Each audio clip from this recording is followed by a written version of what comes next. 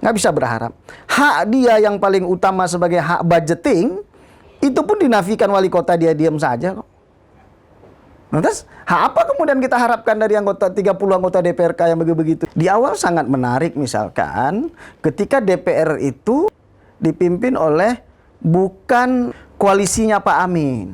Nah, itu kan PKS tuh, bukan koalisi Pak Amin. Saya pikir, wah ini terjadi check and balances yang baik antara eksekutif dan legislatif. Saya nggak pernah dengar tuh koreksi, salah satu pun koreksi dari terutama pimpinan DPRK berkaitan dengan beberapa polisi dan kebijakan yang dilakukan oleh Pemko. Mulai dari dulu misalkan tidak membayar tenaga honorer, sampai tenaga honorer dipecat.